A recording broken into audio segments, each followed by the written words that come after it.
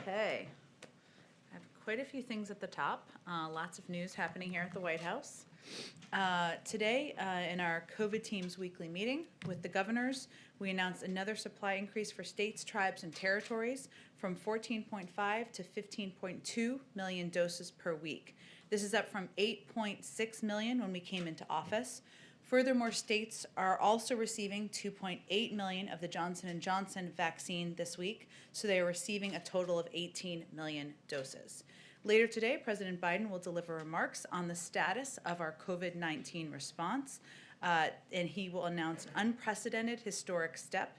The two largest healthcare and pharmaceutical companies, Merck and Johnson & Johnson, usually competitors, are coming together to expand production of the vaccine.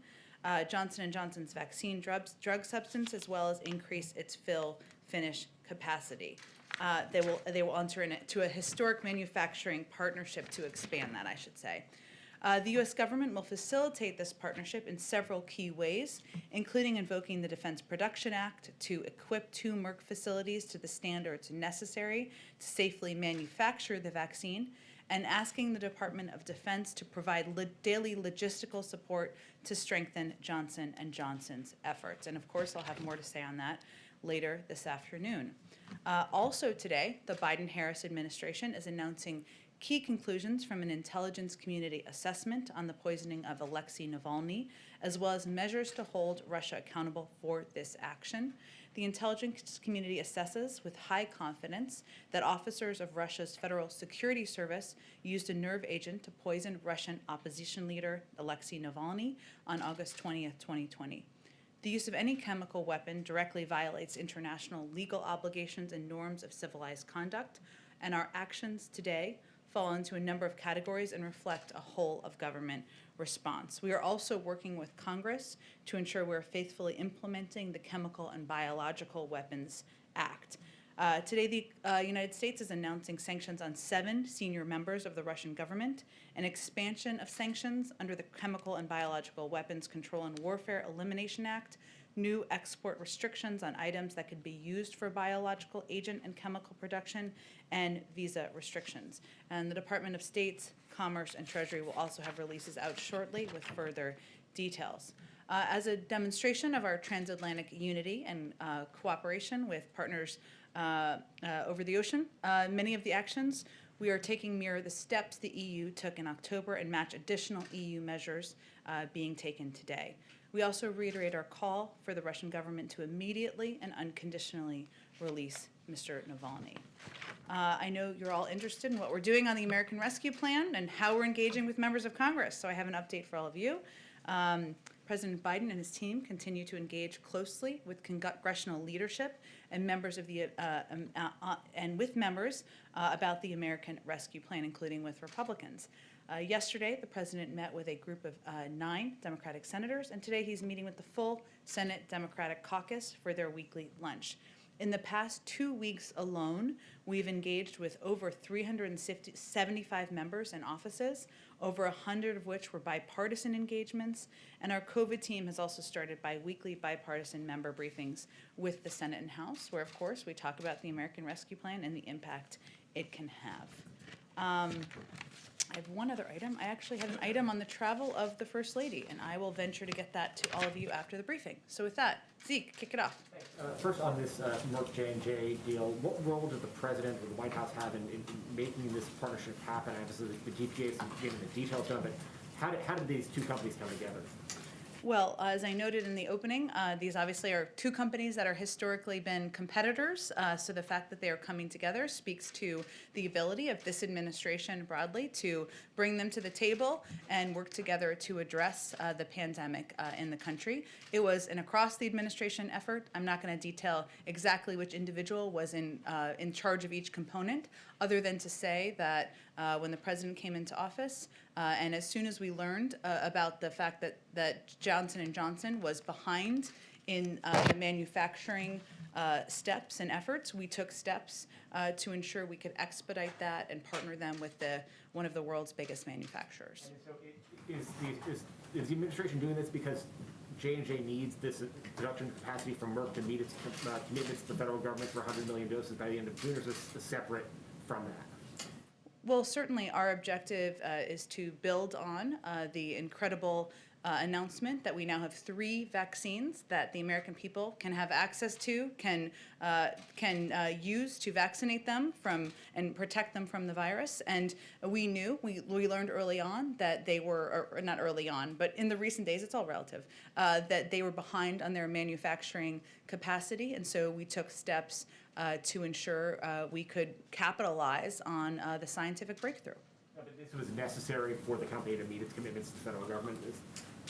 I wouldn't put it in those terms, Zeke. I would just say that it was a step that helps ensure that Johnson & Johnson's vaccine can be, the production of it can be expedited, that the manufacturing of it can be expedited, and that's, of course, good news for the American people. On vaccines, yesterday the topic of sharing vaccines came up in the President's conversation with the President of Mexico.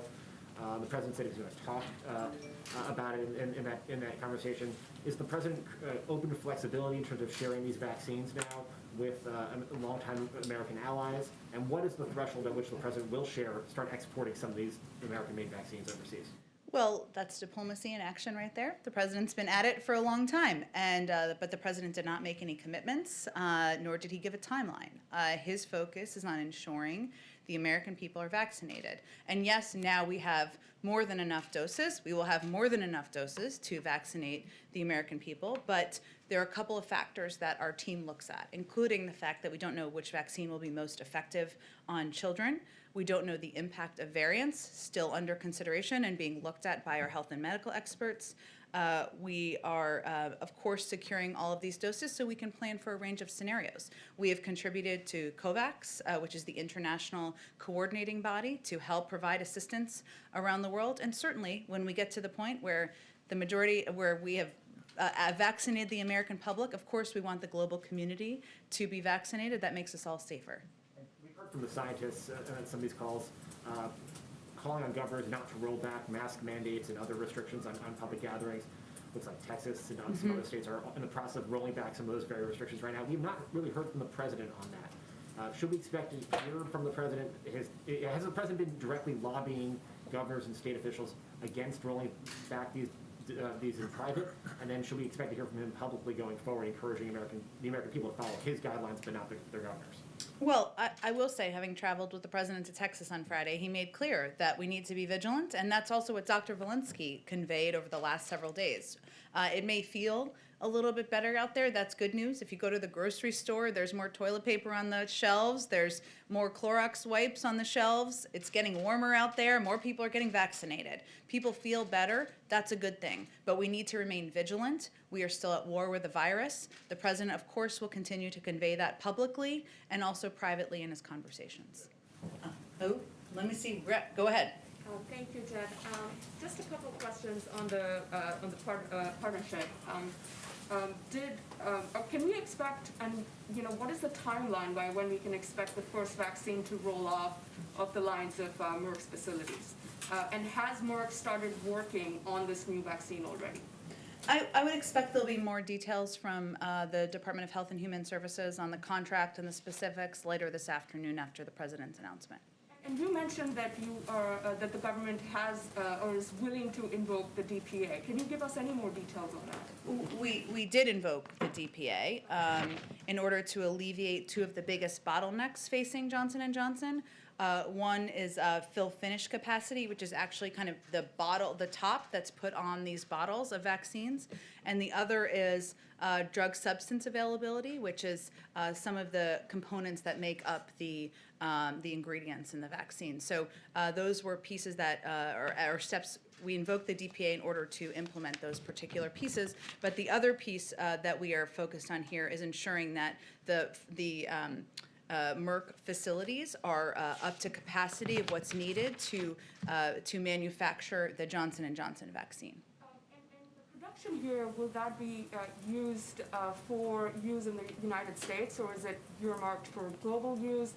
How will the vaccines be used once they are Well, we have ordered a set number of about 100 million vaccines. There's a contract that was in process before these steps were taken.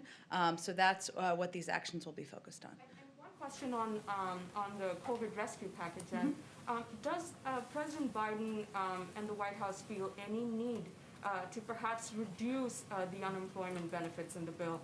As you're aware, lawmakers such as Senator Manchin support a lower threshold in many ways, $300 over $400 per week. What is your position on that? Well, the president obviously had a discussion with a number of senators just yesterday. Senator Manchin was certainly one of them, and he's long said that he would be open to hearing ideas that make the bill and the package stronger. It's an ongoing process, but I don't have anything more to read out in terms of their conversation. Go ahead. Jen, on Russia, Navalny, and the sanctions that you just announced at the top of this briefing here, the Biden administration didn't punish Mohammed bin Salman directly for Khashoggi's death. You're not punishing Vladimir Putin directly for Navalny's imprisonment, only those around them. So how is that going to deter these leaders from this behavior in the future? Well, I would say first that our national security team, as it relates to Saudi Arabia, let me take these pieces slightly separately, Peter, made a determination that from the moment the president came into office, we were going to treat that relationship differently. And we did not wait for the release of this unclassified report. By the way, it didn't have much information you didn't know, or NBC and other outlets were not reporting previously. It confirmed what we have long known, that an innocent reporter doing his job, committed to telling the truth, was killed in a horrific crime. Our objective is to recalibrate the relationship. We took a number of steps, including releasing this report, including ceasing our support for offensive operations in Yemen, including ensuring engagement was counterpart to counterpart, and also pushing for the release of U.S. citizens and human rights activists who were released. We also took additional steps last week, which were determined by our national security team were the right steps to deter and to change the behavior moving forward. Those included sanctioning the former deputy head of General Intelligence. It included imposing visa restrictions on 76 Saudi individuals. It included designating the Saudi Rapid Intervention Force, which is a crucial step because it structurally addresses an unacceptable pattern of targeted monitoring, harassment, and threats to journalists and dissidents. And it included the Khashoggi rule. And our conversations with the Saudis at every level make clear that we expect additional reforms to be put in place, that their behavior will change. We've seen some evidence of that, but we will continue to press on that moving forward. But ultimately, this is on the back of the new announcement as it relates to Russia right now. So if you don't do anything that directly touches MBS or Vladimir Putin, why do you expect those leaders to stop this behavior? Well, again, Peter, with all due respect, these decisions were made on the basis of decades of experience and consideration by our national security team on what would be most effective in not only deterring actions like this in the future, preventing this from ever happening again, which is, of course, our objective, but also being able to maintain a relationship moving forward. And, of course, we have important work we do with the Kingdom of Saudi Arabia, from intelligence sharing to deterring the actions of militants in the region, and those are in the national interest of the United States. Let me ask you about immigration, if I can. Yesterday, you brought into the briefing room the Department of Homeland Security Secretary, Alejandro Mayorkas, who said the following. He said, "We are not saying don't come to those migrants." He said, "We are saying don't come now because we'll be able to deliver a safe and orderly process to them as quickly as possible." So the message was, don't come now. It sounds like the message is, come later. So when should these migrants come? Well, as you know, the president has put forward an immigration reform package that will not only provide a pathway to citizenship, but will help put in place smart security measures at the border, will also address root causes in the region. There also is time, and he talked about this quite a bit yesterday, as you know, that we need to dig out from the immoral and ineffective approach to immigration of the last administration. That's going to take time, probably months, for us to be able to process people at the border, to get people on the right path for consideration of for asylum seekers and others. Now is not the moment for that. So for clarity, it sounds like, even if unintentionally, you're sending the message that these migrants can come, they just got to wait a little bit longer. Is that the message you're sending? Well, we've been also clear, as he was yesterday, the majority of people who come to the border are turned away. Even undocumented, even kids who come in at the border, unaccompanied minors who come in, and we have emphasized time and time again, we want to keep them safe, we want to treat them with humanity. they are not guaranteed to stay in the United States. They still go through the processing. We just don't want to send them back, and the consideration of whether they can stay here through what is possible through our laws. It is still a difficult time. It's a difficult journey. We are not encouraging people to come, but we also believe differently from the past administration that we are not going to turn away kids who are under 18. Is the president going to be briefed on this from the Domestic Policy Council today? DHS assessing 117 or so thousand unaccompanied children. 117,000 unaccompanied children will arrive in the U.S. by their projection this year. Will he learn about it today? And that number seems like a crisis. The secretary said it isn't. How would we define a crisis? Well, I'll leave that to the Secretary of Homeland Security to define. He said it was a challenge. It is a challenge. We have more than 7,000 unaccompanied kids who have come into the United States, and that is certainly a lot of children that we are trying to treat humanely and safely and process through the system as quickly as we can. That's not easy. That is a challenge. Certainly, the president receives briefings and regular updates from his team, and we typically don't confirm those publicly, but he is briefed regularly by his team, the Domestic Policy Council, and other members of his policy team. Thank you, Jen. Sure. Go ahead. Thank you. One additional question on the timeline coming out of this announcement. You mentioned that J&J is set to deliver 100 million vaccines by the end of June. Will this new partnership help Americans get these shots any sooner? It should. It definitely will expedite the efforts of the United States government having enough vaccines on hand to vaccinate the American public. The president will talk more about that and give more specifics later this afternoon when he speaks to all of you. But certainly, having 3 vaccines approved by the FDA, the fact that we have taken these actions, we have used the full power of the federal government to expedite the manufacturing, that certainly should expedite the process and should make vaccines more readily available to Americans. And one question on the First Lady. You mentioned her travel. She is set tomorrow to go out and tour some schools with the new Education Secretary. Wondering if you have any additional preview on this. I think she's visiting 2 schools that have found a way to reopen. Will she be speaking to some of the challenges that communities across the country are facing now as they deal with this? She will be. She'll be traveling. That's what I was intending to provide more detail on at the top. I must have moved the paper out of my binder here, but she will be traveling with the Secretary of Education, who is just confirmed, as you all know. They will be having a conversation with at these schools that they're visiting that have reopened about what has been effective, what has worked, what are the lessons learned, what do they need more assistance with, and certainly that is information that they will take back with them after these visits they're doing tomorrow. That Secretary Cardona, his #1 priority is reopening schools, and so certainly taking a trip with the First Lady is an indication of his commitment to that. Go ahead. Thanks, Jen. A question about Governor Andrew Cuomo.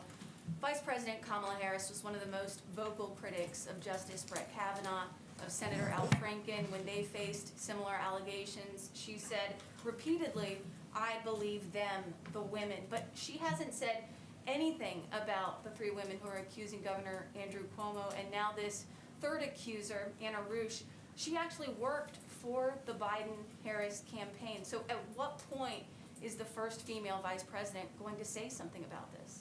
Well, I know that's how the vice president continues to feel, and the benefit of doing a briefing every day is that I can certainly speak on behalf of the president and the vice president. And so let me reiterate that they both believe that every woman coming forward should be heard, should be treated with dignity and treated with respect.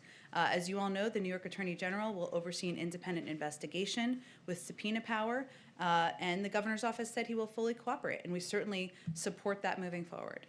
But as you know, it's one thing to hear it from you, and it's appreciated, but it's another thing to hear it from the vice president or the president himself. Can we expect to hear from either of them on this topic anytime soon? Well, again, I'm speaking on their behalf. That's how they feel. They're personally both view this as a situation where all of the women coming forward should be treated with dignity and respect and should have their voices heard, and that's the representation of their points of view.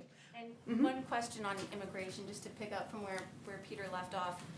I know you have said that you don't want to label this a crisis. Secretary Mayorkas was in here yesterday saying it's not a crisis, but now you have Axios reporting that the administration needs 20,000 beds to shelter these children. Based on our own reporting, 97% of the beds through the Office of Refugee Resettlement are full. So I don't want to sound like a broken record here, but at what point does it become a crisis? Well, I would say, I don't think we need to meet your bar of what we need to call it. We had the Secretary of Homeland Security yesterday conveying it's a challenge. We've provided numbers publicly about how serious that challenge is. We, of course, because we are approaching this humanely and we are approaching this in a way where we will keep the children safe in a great break with the past administration. And because we're doing this at a time of COVID, that is even more challenging because most of these facilities are at 40% capacity, hence the number of beds that are being utilized. But again, we're going to approach this without labeling. We're going to approach this with policy, with humanity, and with a focus on what we can do to keep these kids safe and get them in homes as quickly as possible. Go ahead. I was wondering first on the Merck and Johnson & Johnson announcement, is the administration in talks with any other vaccine manufacturers to pick up either on the Johnson & Johnson vaccine or Pfizer or Moderna to get more doses out right now? I don't think we have anything to preview for that, on that for you. I will say that the manufacturing process for Pfizer and Moderna does not allow for smooth transfer from one manufacturer to another in the same capacity. So this was a step taken because the Johnson & Johnson vaccine is a more traditional vaccine, and Merck's experience manufacturing other vaccines will allow it to scale and effectively produce the Johnson & Johnson vaccine. And then I wanted to follow on a question you got yesterday about the Johnson & Johnson vaccine. You explained that it was being distributed by population state to state, but there's I guess a question of whether it might not make more sense, to distribute more of the Johnson & Johnson vaccine to more rural states where they might not have the capacity for where it might be tougher to ship something that needs to be stored at an extremely cold temperature, where they might only have, centralized hospitals and so not be able to distribute that. And so I'm wondering if you could explain the administration's strategy of why Johnson & Johnson isn't being sent out to places where it might logistically make more sense. You could balance that out by maybe having more Pfizer or Moderna in like Washington, D.C., where it's easy to get from one side of the city to the other. Sure, those are all important considerations, but what the clear advice from our health and medical team is, and they've looked closely at all of the questions you've raised, all important ones, is that if you have access, for the American people, if you have whatever vaccine you have access to, you should take that vaccine. And of course, all of these vaccines are being distributed in communities across the country.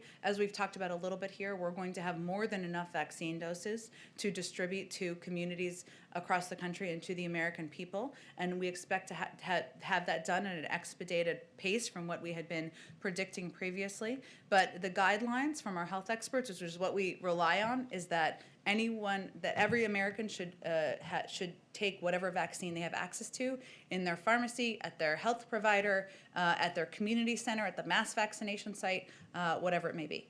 And the last one is, I know you've gotten some questions on this, but again, the chief of staff at the beginning, the administration had promised a sort of central clearinghouse, phone, internet for vaccine information, and you've kind of pointed to this effort where you can go on Vaccine finder? Yes. Yeah. Well, I guess this is my question: is like, do you find that to be sufficient? Because I think what we're hearing a lot from Americans is that it's, Americans who want to get this vaccine it's extremely hard to navigate getting an appointment. It's not really functioning. And one promise of your administration was, we're going to federalize this. We're going to be a central clearinghouse. We're going to kind of step in and help what has been scattershot. So You're right, and the Vaccine Finder website is available in about a half a dozen states. There are also websites in many states that provide access and provide guidance for people looking for where they can get a vaccine and access. So that is true in different states across the country as well. But one of the things we've also found, and the prism at which we're looking at this through, is that it's not just about people being able to go on websites. People also don't all have access to the internet, including many people who are in communities where there's higher level of vaccine hesitancy, or rural communities. And so we've also taken a number of steps: call centers, proactive outreach to communities from health centers to get people to come and take the vaccine, because a website is not going to be the silver bullet that solves everything. It's a pilot, and so our intention is to expand it, but it's not going to be the only thing that helps solve this for the public. Go ahead. Two questions, follow up on the vaccine and then an Navalny question, if I might. On the timing of the administration's efforts to help pull this deal together. You said that it was within, I think, the last few weeks. Is that what you had said? We wrote our first story at the New York Times about a possible partnership between Merck and J&J for manufacturing on January 21st. That was when it published. So, and my understanding is that talks between those companies had been in the works before that even, in terms of sort of the corporate discussions between them. So, I mean, could you help explain how it is that the Biden administration deserves credit for bringing these two together when it looks like the discussions had been underway long before you guys got here? Well, Mike, just to be clear, I'm talking about when it was finalized so that we could move it forward. Of course, there are conversations between companies, but in terms of getting it to a point, and obviously the Johnson & Johnson vaccine was only approved last weekend, right? And we were waiting on the FDA to make the final approvals of the vaccine.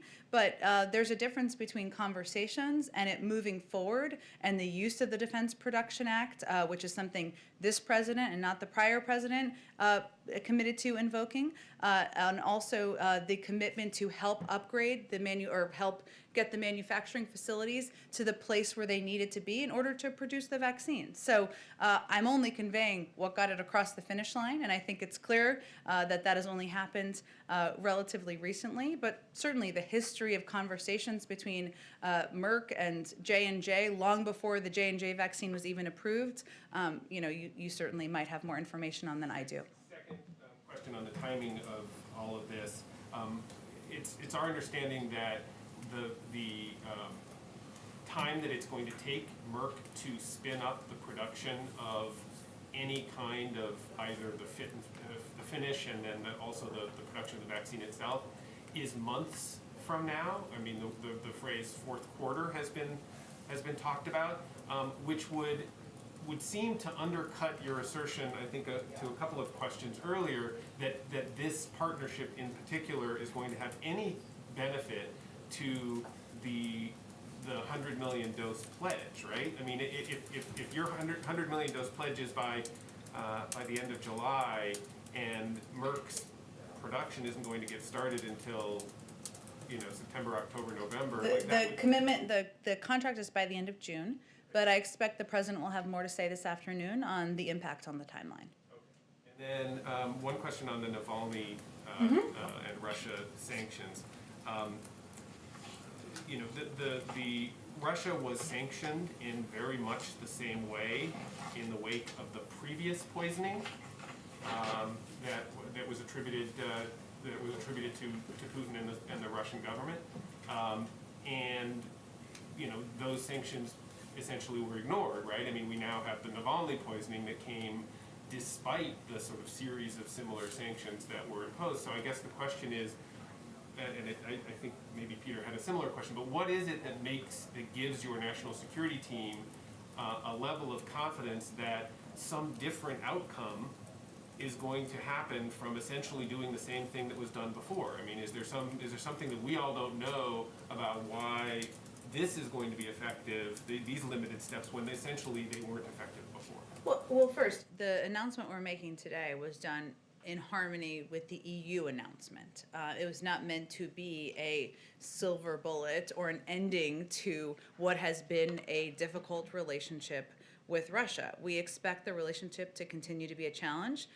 We're prepared for that. And we're neither seeking to reset our relations with Russia, nor are we seeking to escalate. There's also an ongoing process, as you know, to consider a number of steps of concerning behavior taken by the Russians that is still ongoing. And we made this announcement because we wanted to do it in a timeline aligned with the European Union, which does send a powerful message. But we're not naive about the challenge. We continue to believe it's a challenging relationship. The president made that clear and made clear what our focus is when he spoke with President Putin, and that review is ongoing. And we, of course, reserve the right to take additional steps and take additional actions at the conclusion. So just one final thing. So is that essentially a concession that you recognize that the steps taken today are not likely to prevent further attempted assassinations by Putin or the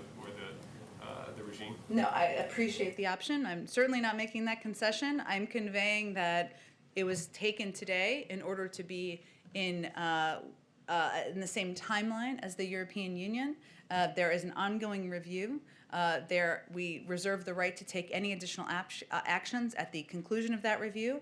And just reiterating that the tone and the tenor and the type of relationship that this president intends to have with President Putin will be quite different from the last administration.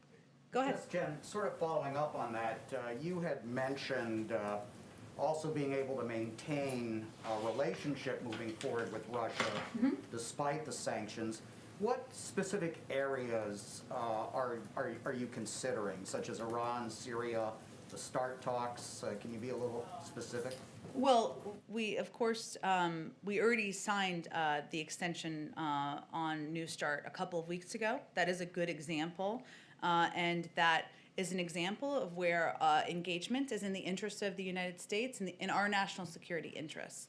There are also areas, some of which you touched on. Of course, depending on where things land with the invitation for diplomatic talks on Iran, Russia is a P5+1 partner. They were as we pursued the JCPOA under the Obama-Biden administration, and they certainly would be a key partner if that diplomatic process were to move forward. So the point is, there are areas where we disagree. There are areas where there's significant challenge. There are also areas where we are going to work with the Russians, as we would with most global partners, when we need to take steps that are in the interest of the United States. And just one more, if I may, some unfinished business with Democratic Party lawmakers who are still peeved about this lack of congressional notification.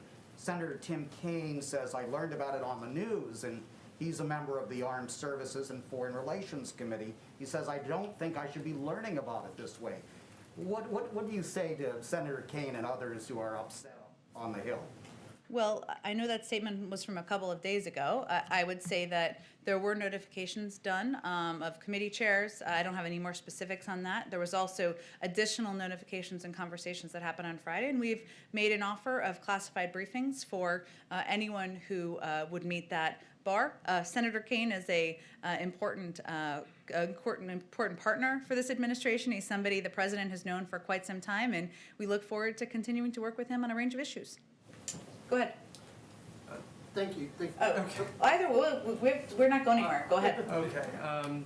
We're seeing a couple questions on COVID. We're seeing reports out of Kansas and Missouri that small rural areas are receiving large quantities of doses, and that larger urban areas are receiving smaller shipments of doses relative to their populations. And so I'm wondering if the White House is satisfied that state and local governments are doing what they need to do in terms of ensuring vaccine equity. Well, we certainly track when we see for example, if there were one of the vaccines that were distributed primarily into certain demographic communities or neighborhoods, that would be a concern to us as well. We track that closely. I'm not familiar with these specific issues, but it is something that our COVID team looks at, and as there are issues, they raise them directly with state leaders. On mobile vaccination sites, I'm wondering what the federal role is, and if the federal government is helping to select the sites that these mobile sites are going to. We are working in close, as I noted a little bit earlier, our COVID coordinator, Jeff Zients, has a weekly meeting with governors where he provides an update, they have a discussion, we're also involved and engaged with local and state leaders on a regular basis, and certainly mobile vaccination sites and the implementation of those and where they can most effectively be utilized is something that is part of that discussion. I'm wondering what the administration is doing to avoid some of the problems that might arise with the J&J vaccine that have plagued the AstraZeneca vaccine in Europe, where in Germany and France, the AstraZeneca vaccine seems to be treated as a secondary vaccine or a second choice because of the perception that it has a lower efficacy rate. Is there a concern that might be an issue with the J&J? Well, one of the reasons that we've been very clear and why Dr. Fauci was very clear about this on Sunday, on 4 Sunday shows, let me just note, is that we now have 3 vaccines that are safe, that are effective in preventing serious illness, effective in preventing death, and anyone in the country who has access to any of these vaccines should take them. But it is certainly something that we are aware of in terms of that concern, and we are going to continue to communicate broadly and through a range of channels how effective all of these vaccines are. Go ahead. Thanks, Jen. Couple questions on New York and then one on Russia. Obviously this third allegation against Governor Cuomo has come out. This woman did work for President Biden during the campaign. I'm wondering what the president thinks about the calls for Governor Cuomo to resign and whether he's spoken directly either to his former staffer or the governor about this situation. The president believes, as I've noted, that every woman who comes forward deserves to be heard and treated with respect. There is an investigation, an independent investigation that's being overseen by the Attorney General, and which has subpoena power, and we certainly support that moving forward. In terms of any other conversations, I did not work on the campaign, as you know. I know that she did work on the campaign. I believe she was an organizer in Southwest Florida. I don't know if they had, I'm not aware of a personal relationship that they had or that he knew her personally, but I don't have any other engagements. I'm sure she has a number of people she still remains in touch with from the campaign, but I don't have any calls or engagements to read out. And then, as you know, Governor Cuomo is also facing questions over the nursing home situation and COVID. He's currently chair of the NGA. He came up here to the White House in that capacity to discuss COVID with the president. His top aide, Melissa DeRosa, who's been pretty embroiled in this nursing home situation, was also advising the administration on COVID response during the transition. Does the president believe he should step aside from the NGA, and are you still, seeking advice from his administration on COVID?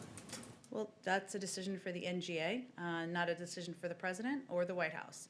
But I would say that New York, as you know, continues to be one of the hardest hit states by the COVID pandemic. It is one of the hardest hit states by the resulting economic downturn. And of course, we're going to continue to work with officials in that state to help the people of New York, help get the pandemic under control, and help get people back to work. And just going back to Russia, Yep. As Michael was pointing out, we're now, I believe, right in the midst of the 7th anniversary of the Crimea crisis. And we have seen, similar sanctions before against the Putin regime. I'm wondering if you're considering anything, what's the next step? What could be beyond sanctions? And also, as this discussion is happening, is the administration factoring in the captive Americans, Paul Whelan and Trevor Reed, in their response to this and in potential future actions? Well, of course, we raise the fact that American citizens are held by the Russians at every opportunity and at every level. I would say that, as I noted earlier, the review is still underway of several concerning actions, including the reports of bounties being on the heads of U.S. soldiers, of intervention or hacking of the 2020 election, and of course of the SolarWinds cyber attack. That's all underway. The president, the national security team, reserves the right to respond and in time and manner of their choosing. Certainly sanctions is part of that, but they reserve the right to respond in a manner seen and unseen once that process is concluded. Thanks very much. Sure, go ahead. Thank you, ma'am. One question from me and then two from my colleagues who can't be in the room. Okay. First off, something that sort of touches, I guess, on immigration and then also on vaccines. We're 5 weeks into the new administration, and the president hasn't named a permanent FDA commissioner. And then yesterday we heard from the DHS secretary who said that he's trying to rebuild an agency dismantled by the previous administration. But so far the president hasn't named a nominee for Director of Immigration and Customs Enforcement, a commissioner of U.S. Customs and Border Protection, a director of U.S. Citizenship and Immigration Services. What's taking so long? You're right, and he is eager to nominate individuals to fill all of those spots. We need to find the right people and the right nominees, and hopefully we'll have news on that in the coming weeks. But I don't have anything to preview for you, unfortunately, on personnel.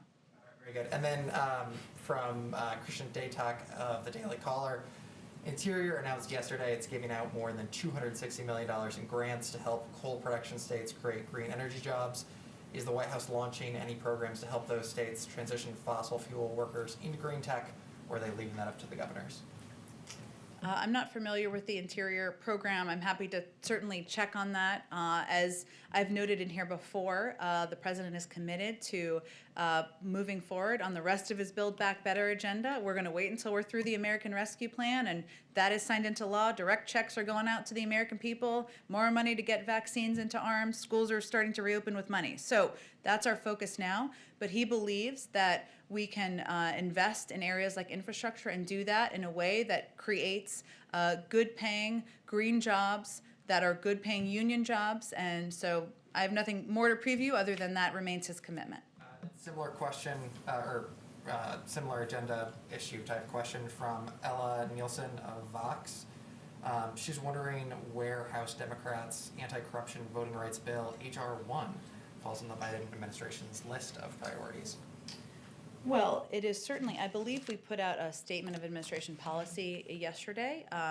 If not, it's coming soon. So, but I believe we put it out yesterday.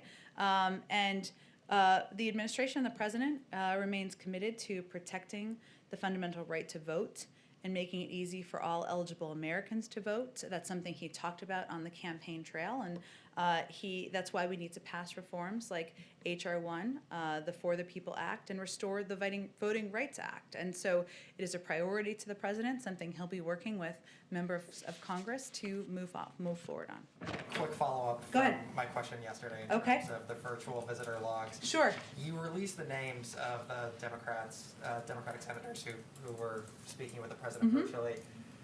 Is there any discussion about making that standard operating procedure, as in he has a virtual meeting, you release the names, or should we expect to ask you each time there's a meeting?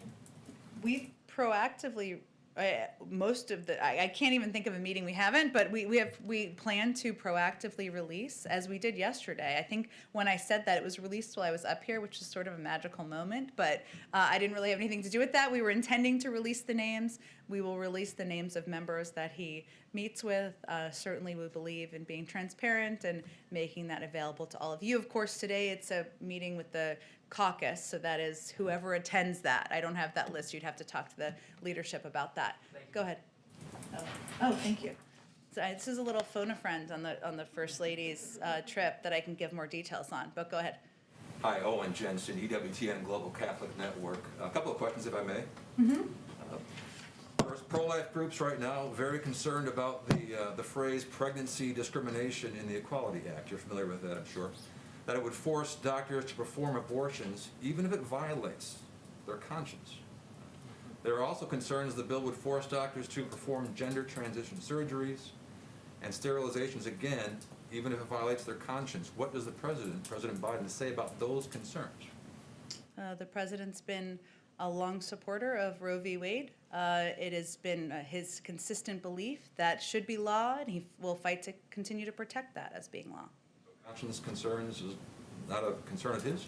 No, I think, again, I'm just going to state what the president's policies are. Did you have another question? Will President Biden keep the Conscience and Religious Freedom Division at HHS, the office that was put in place under President Trump, will he keep it in place to receive conscience complaints from those doctors? You'll have to talk to a future Secretary Becerra once he is confirmed. Quickly, on another subject, on education.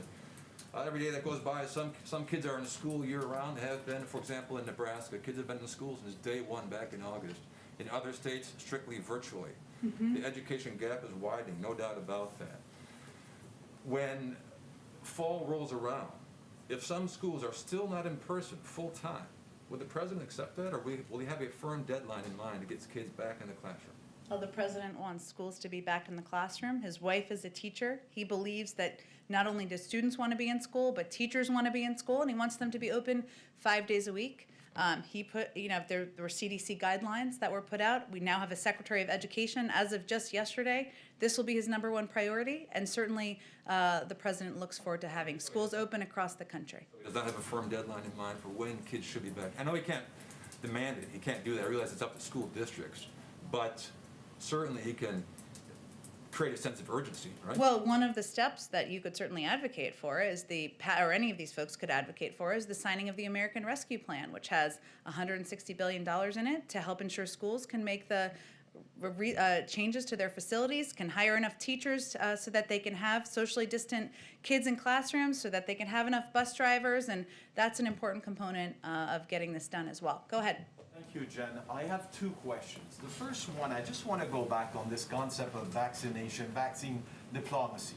Okay. We see that China and Russia, by the tens of millions, are giving vaccine to African and South American countries.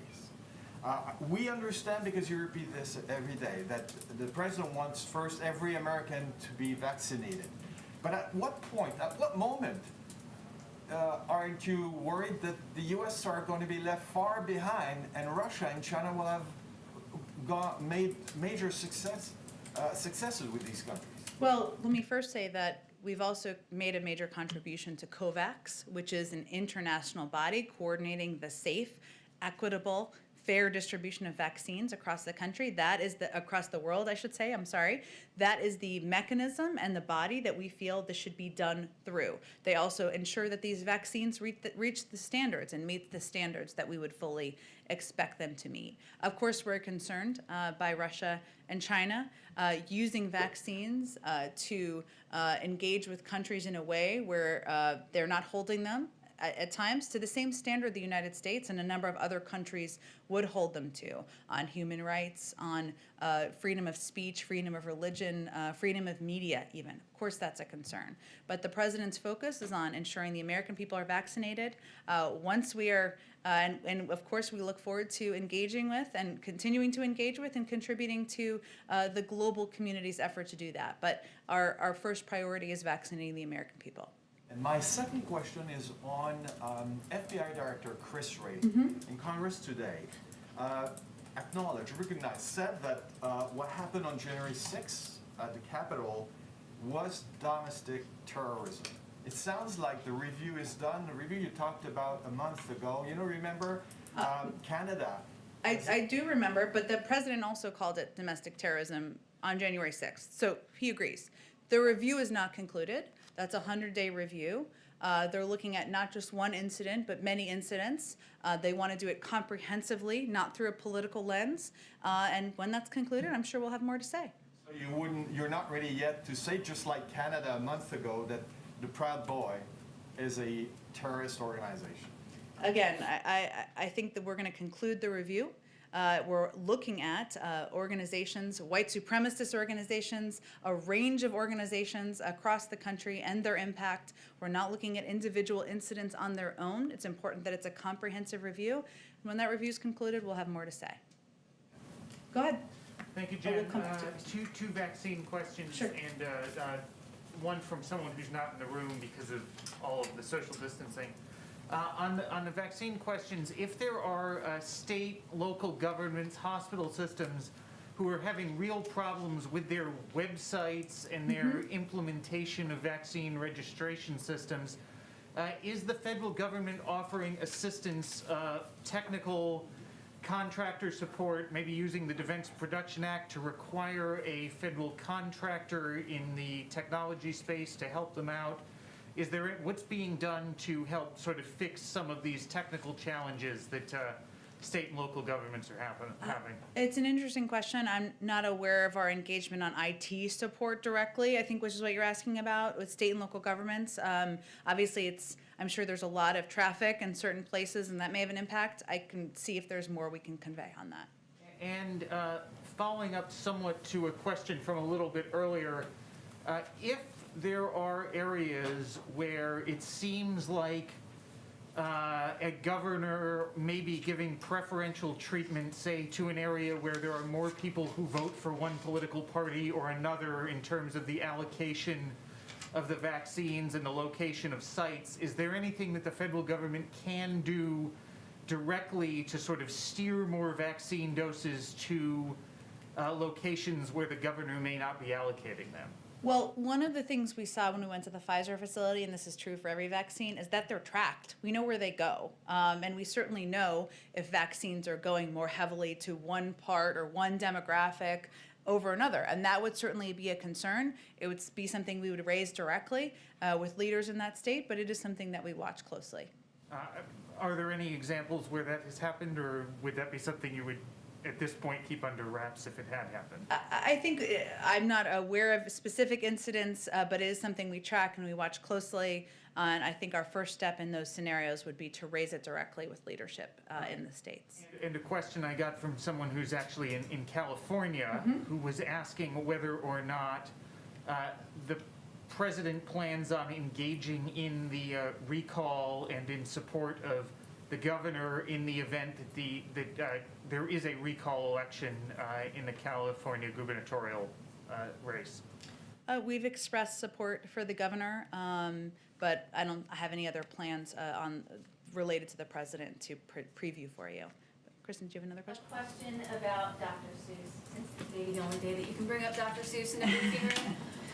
It is National Read Across America Day. It's also Dr. Seuss's birthday. Both former presidents, Obama and Trump, mentioned Dr. Seuss in their Read Across America Day proclamations, but President Biden did not. Why not?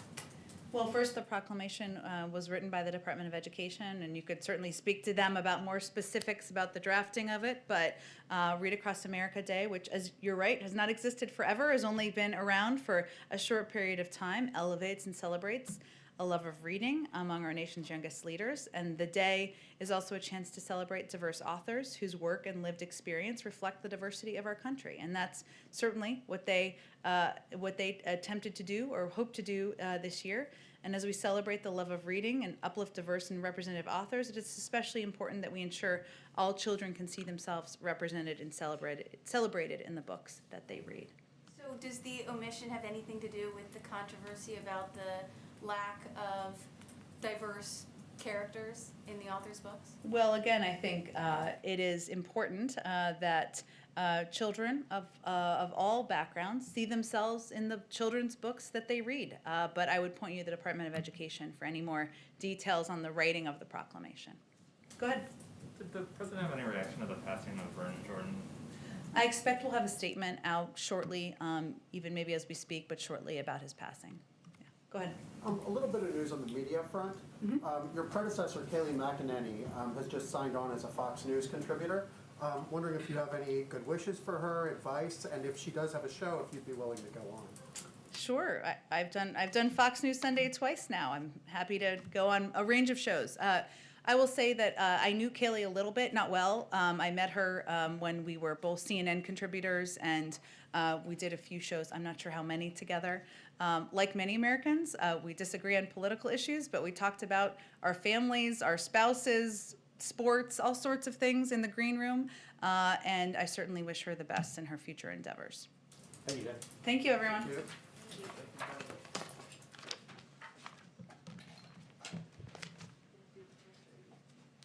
Oh, sorry. Can I do one more thing? Zeke, I feel like I'm violating a rule here. Sorry. I just want to give you more details about the First Ladies. I actually woke up this morning and said I want to talk about this, and then I didn't do it. So as you all know, and we've talked about, the Senate confirmed the President's Secretary of Education, Miguel Cardona, a fellow Nutmegger, go Connecticut, in a wide bipartisan vote of 64 to 33. He will be sworn in by the Vice President this evening.